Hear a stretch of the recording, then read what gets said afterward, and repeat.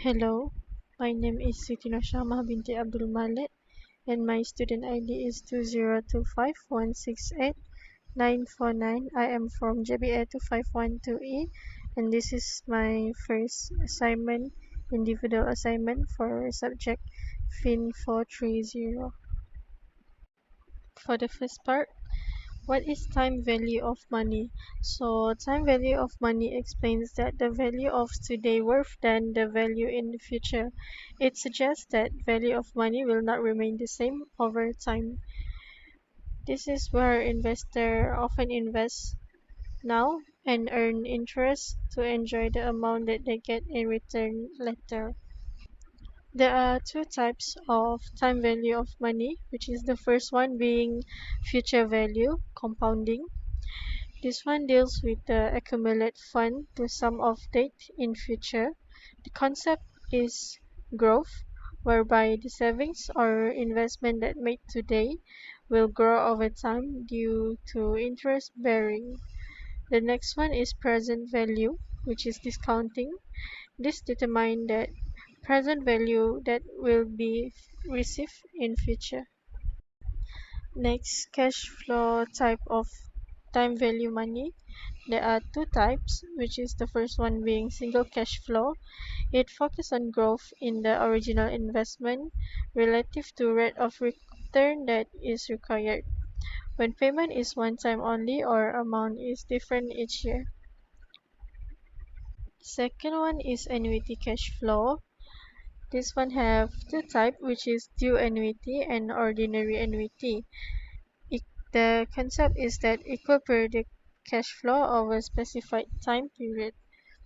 For ordinary annuity, the cash flow occur at the end of period. Meanwhile, due annuity, the cash flow occur at the beginning of period. This is the difference between compounding and discounting period.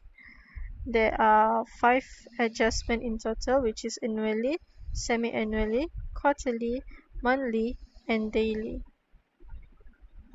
Moving on to the next chapter, we have working capital management. Definition is working capital management involves day-to-day decisions regarding investment in current assets such as marketable securities, cash, inventories, and receivables. This involves risk-return trade-off amount of current asset and source of financing.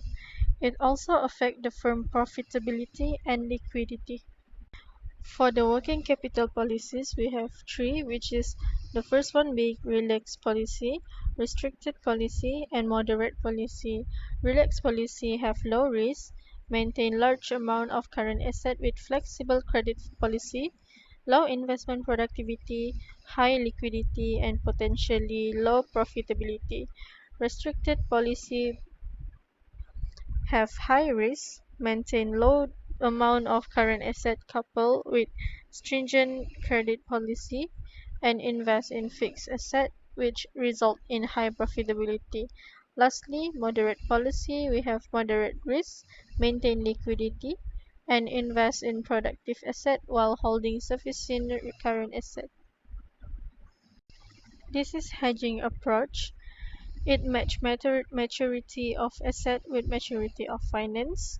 Firm temporary finance current asset and permanently finance permanent asset.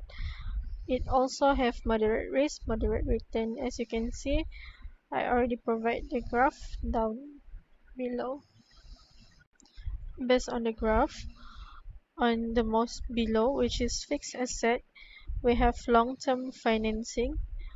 Permanent working capital in the middle, also long-term financing. While temporary working capital, we use short-term financing. Next, we have aggressive approach. It match maturity of asset with liability. Firm temporary finance to support relatively large portion of current asset. High risk, high return.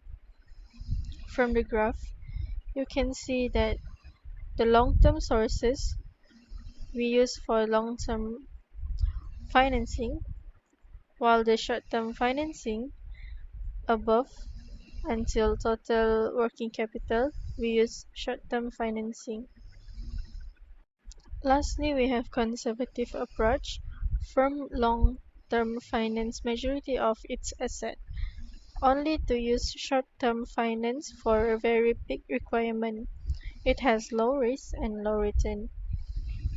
From the graph, you can see the long-term sources we use for long-term financing, which also have marketable securities, and the others we use short-term financing. Alright, so this is the end of this video. Thank you very much for watching. I hope you enjoy the learning.